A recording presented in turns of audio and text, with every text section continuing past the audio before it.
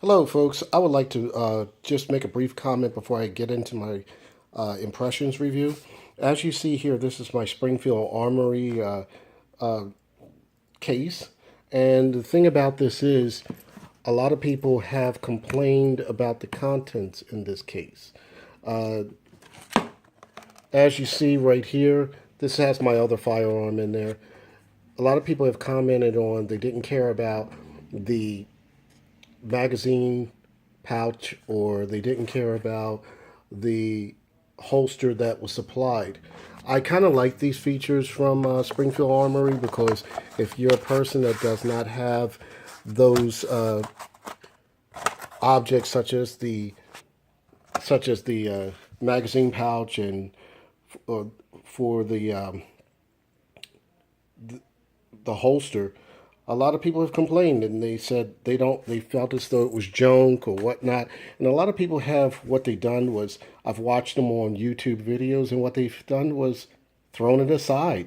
They just either thrown it aside, you see them throw it, and the result is sometimes Springfield Armory is watching these reviews as other gun manufacturers. So I'm sorry that Springfield Armory stopped putting these items in the cases, and I want to show you what they've resorted to now. This is the new Springfield Armory case. If you notice, the size is totally different and it's smaller. I thought Springfield Armory had the best cases around, but I will show you what's inside in a moment, and I'll get to the review or my impressions in a few minutes. Okay, folks, this is my impressions review of my new firearm. This was on back order for roughly about 6 months, and finally my gun store contacted me and let me know that my firearm was in. Like you saw earlier, the case is greatly reduced, but it's gained a little bit of girth in here.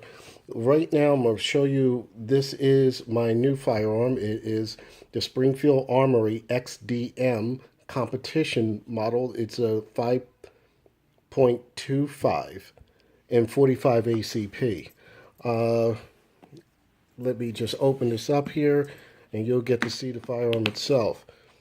As you see, this is the bullet that shows that it's from the factory. It has been tested. As you see, like I said in the previous, it's missing the Kydex holster and the magazine pouch.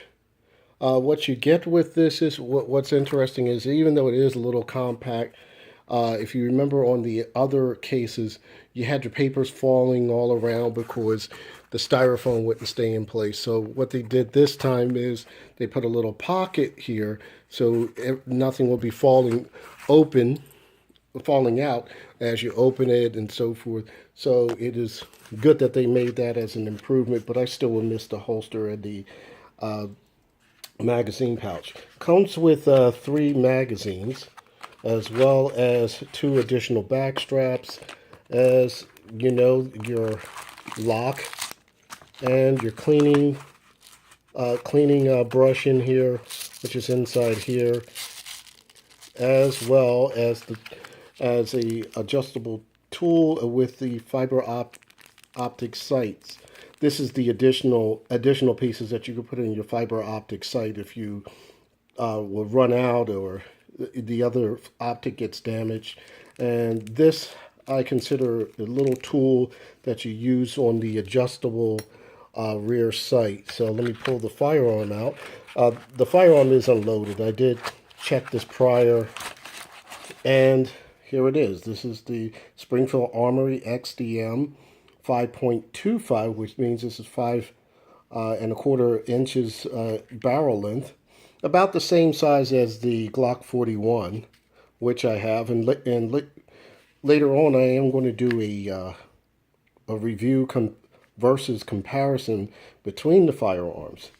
As you see here, it has decent serrations right at the top here. It has a matched barrel. It says that right here. See if I can focus that in. And there you go. It has the match barrel there. Also, as you see, there's your slide stop here and your takedown. And what's interesting about the slide stop is the slide stop. This is the first firearm that I've ever owned that my thumb can actually reach the slide stop. Usually with my 1911s or my Glocks, I have to cheat and move my hand over to reach the slide stop. But they thought well enough to move the slide stop back here, and that way I can actually just pull it down to release the slide. Like I said, it comes with three magazines, and as you see on this side, there's a magazine release here and a functional magazine release here. And I'm going to show you that you don't have to really reverse anything. All you do is you just press the button and your magazine falls right out. And I think that's a good feature for the left-handed people out there. I'm not left-handed, but I think it's a pretty good feature that they added to this. Like I showed right here, if I can get a better view of it. My lighting's bad today. All right, this is your adjustable blacked rear sight, and it's adjustable for height right here. And I don't know if you can see this very well, but right there, there's a notch that shows you for windage. So where that little center line is, so you could adjust this to move this left or right if you feel the need to. And of course, I just mentioned the adjustment for the sight for elevation.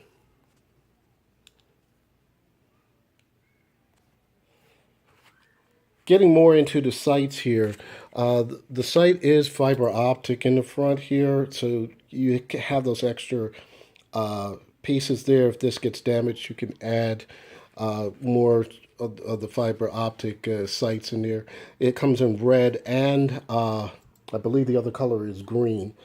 And if you look straight down, you can see the sight very well here. And this is the first time I ever owned a firearm that had a blacked out rear sight. I've never owned a firearm like that. So this would be interesting. I can see where this would be good for target shooting, or it's already set up as a gun for competition. Like Rob Latham of Springfield Armory said, you can literally take this gun out the box and do whatever competition it is because it fits within the rules. And even though they aggressively stretch the rules a little bit or bring it as close to what makes this gun legal for competition. It has a trigger safety. I'm going to get into the safety. It has a trigger safety like the Glocks, with that kind of scissor type of thing here.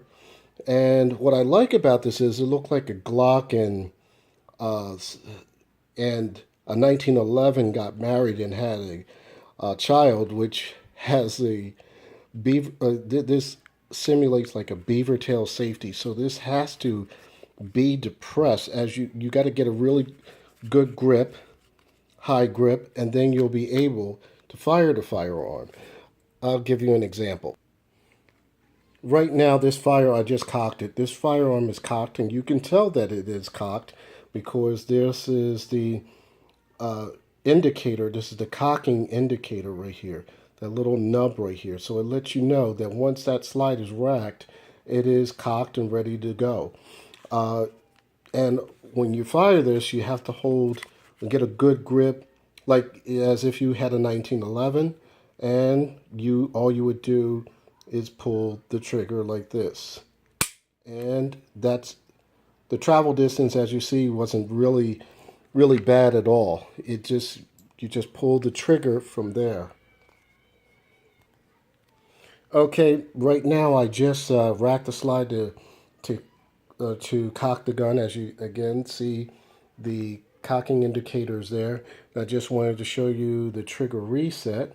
The reset is right about there. That's where the trigger reset is, and it's not really bad at all. It's audible enough, but it could be a little louder like the Glocks, but it's a heck of a lot better than the M&P 45 that I had. And then you just pull the trigger. And that was one of the reasons why I got rid of my M&P 45, is because I could never feel whether or not the firearm was being reset. So when I would pull the trigger, sometimes the trigger wasn't really reset. You will definitely know on this firearm that the reset, you could either hear it or you could feel it in your finger, that your trigger finger, that it has reset. Another interesting thing about this firearm is what they call the lightning cut here. The lightning cut is a little space there. You can see the barrel really good here. And the lightning cut reduces weight, but at the same time, it is helps with faster lockup. With the speed of the slide, you fire and you get right back on target because the slide goes back in a fast motion and it comes back to chamber the next round. But it's light enough and heavy enough to do that in a fast motion. On the Glock 41, they did cuts internally. The Glock 41 has little cuts internally inside the slide underneath. And a lot of people are familiar with the Glock 34 and 35, where it has where the Xdm 5.25 has a similar cut as those two firearms. I really like the features of this firearm. It has a nice Picatinny rail right here. Its aesthetics are really different looking. I love Glocks. I own quite a few Glocks. Like I said, I had the Glock 41 MOS, but it's not a boring looking firearm, and its aesthetics, especially with the grooves here, it gives you a positive grip. You get a real good positive grip, and I feel as though you can. To me, it doesn't need any type of abrasiveness or some type of grip on here to hold this in place to fire shots. But I will let you know later when I do fire it. Then I can give you a fair analysis of what happens here with the grip as when you're firing the firearm. It does come with two extra back straps. Right now, this feels very comfortable in my hand, so I'm just not going to mess around with it. I'm just going to fire it from from the stock position.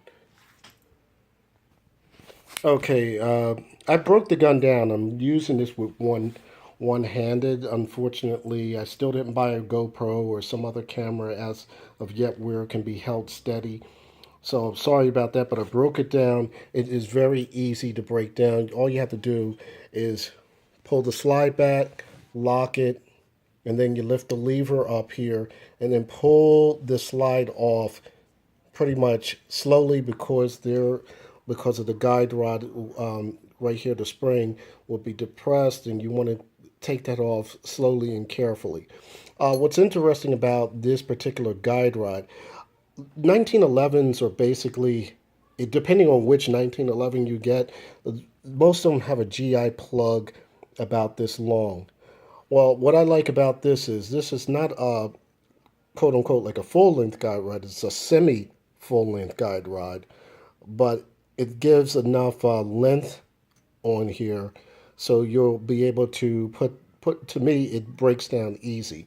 Here's the match grade barrel that I talked about. Try to get that in focus, and it's not cooperating, but this is the match grade barrel right here,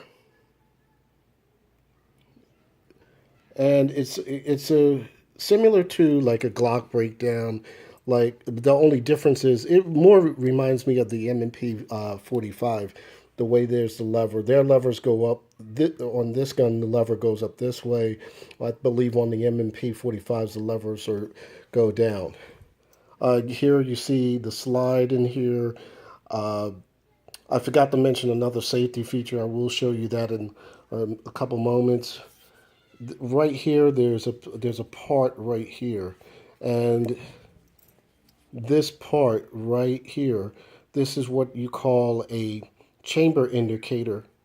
It's a notifier. What happens is when the slide is locked back. When you saw the video earlier, you saw me rack the slide, and then there was a cocking indicator. The cocking indicator lets you know that the firearm is cocked, and I I can't show you this now because I'm not going to load a firearm in my house.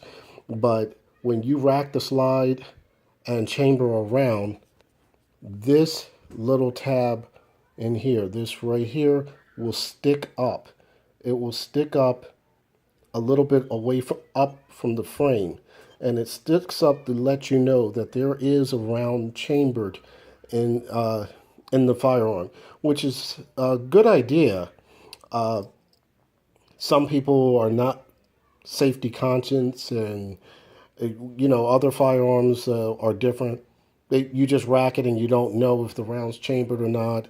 Or some firearms may or may not have chamber indicators, but in this case, Springfield Armory put a chamber indicator where this tab sticks up and you cannot miss it. Most chamber indicators is a little hole in the top where you can look down and look at the brass.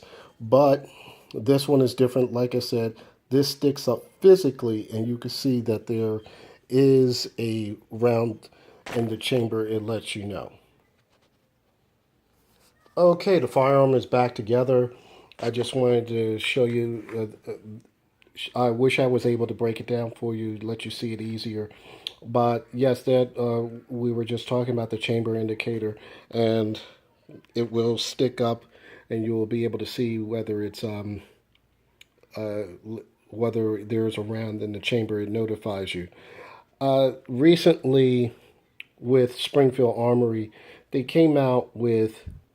I'm not sure if it's on the Xdm, but I have seen it on the other Xdms, not this competition model here, the 5.25, but I've seen it on the other Xdms where I guess where this sight would be over here.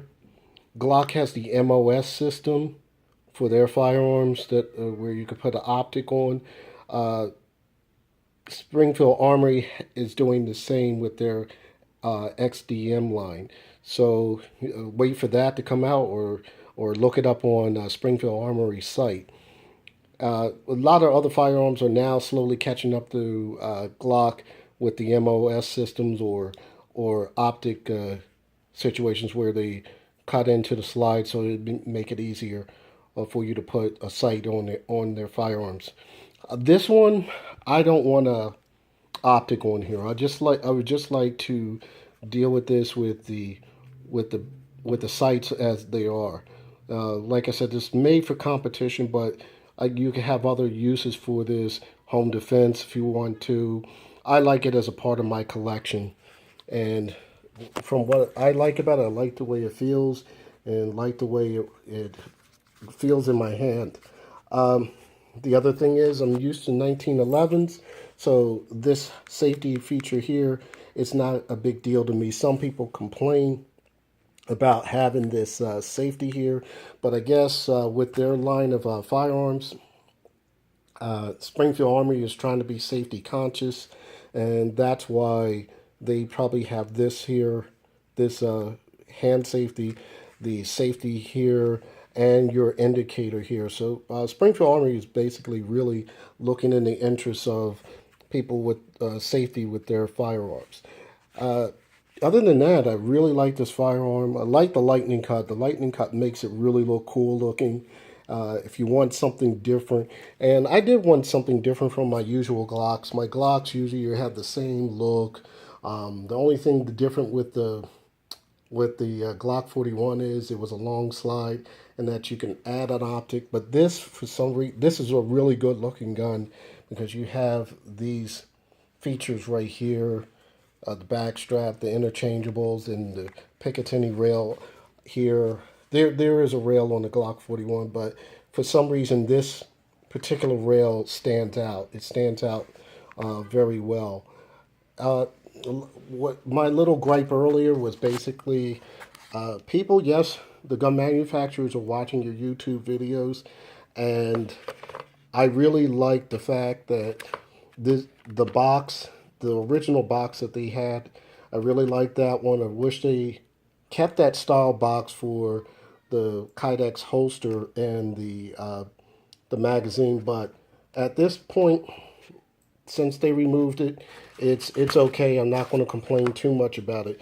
What I will say this about this particular box that they have, it is deeper than most boxes. It's pretty deep, and it's convenient that you could use this as a to carry this back and forth to the range. So maybe they were thinking on that line, or maybe they were trying to save money. I don't know, but this is the way they come now. Like right now, it's August 2016. This is the way the Springfield Armories come now in these particular smaller boxes. But like I said, not too unhappy with it.